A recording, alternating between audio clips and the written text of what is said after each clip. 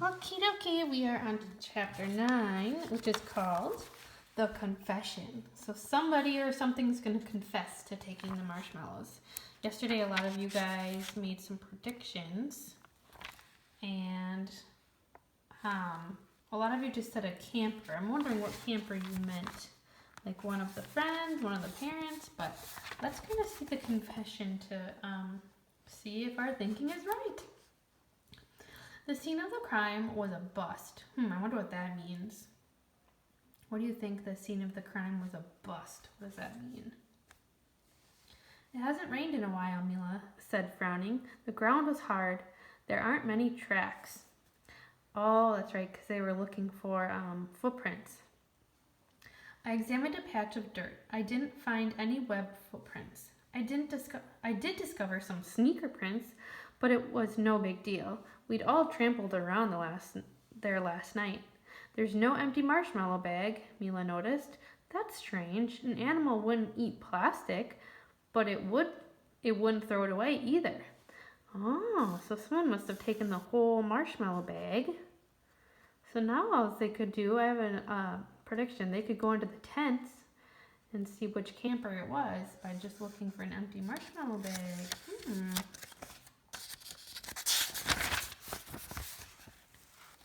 Maybe it blew away, I suggested. Maybe the creature took the whole bag. Maybe it ate the marshmallows somewhere else. Mila's lips tightened. Maybe, she said. We decided to split up. Mila went to check in on Sally and Sims, and I had to find out about Stringbean. I talked to my brothers. They said that Stringbean spent the night zipped inside his sleeping bag, head and all. Nick shook his head sadly.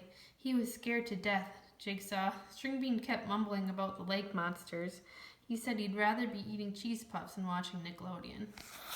So they're saying that Stringbean must have not taken the marshmallows because he was in his sleeping bag all night long.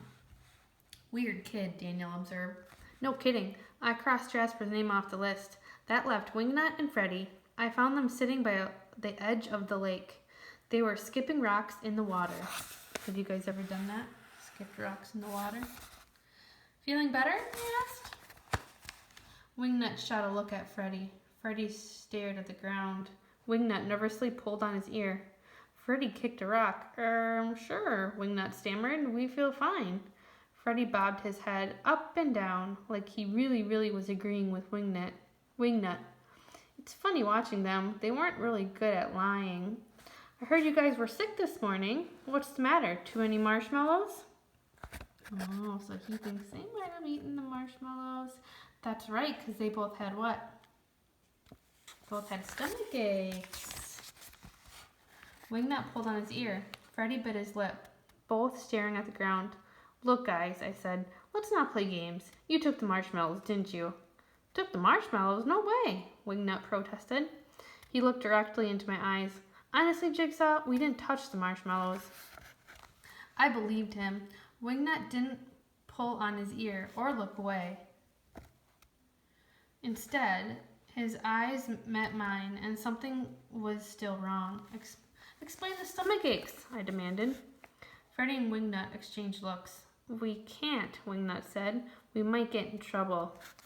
That wasn't good enough for me. I wanted facts. And I wasn't leaving without them. Freddy finally broke down and confessed. Please don't tell anyone, Jigsaw, he pleaded. I know we weren't supposed to bring candy into our tent. Oh, they have stomach aches because they had candy.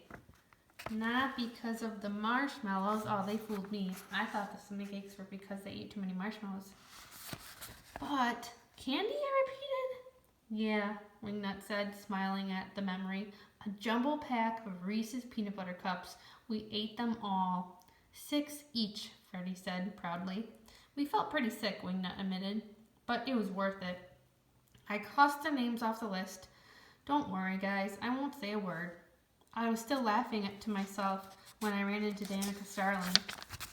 The afternoon... Woo! My stand is falling. The afternoon light was fading fast. Did you find the marshmallow monster? She asked. Tonight, I promised. Danica's eyes widened. Tonight? That's like so cool. Yeah, it's like that, I replied. So what's your plan, she asked. Night surveillance, I said. Do you guys know what surveillance means? Have you ever heard of a surveillance camera? So he's going to watch at night. Surveillance? What's that? Danica asked. It's watching without being seen, I answered. I wonder what he's going to watch for. Oh, spying? Danica said. Can I come with you?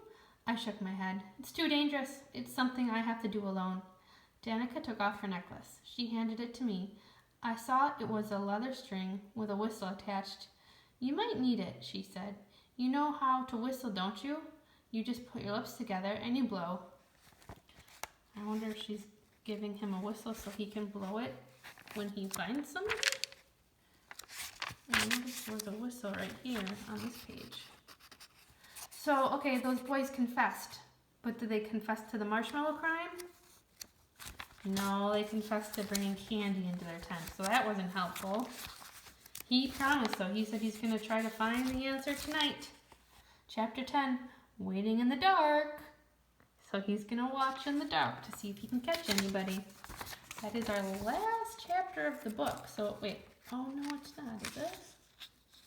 Oh, no, there's another one. Never mind. We won't finish tomorrow, but we will get to see Jigsaw waiting in the dark.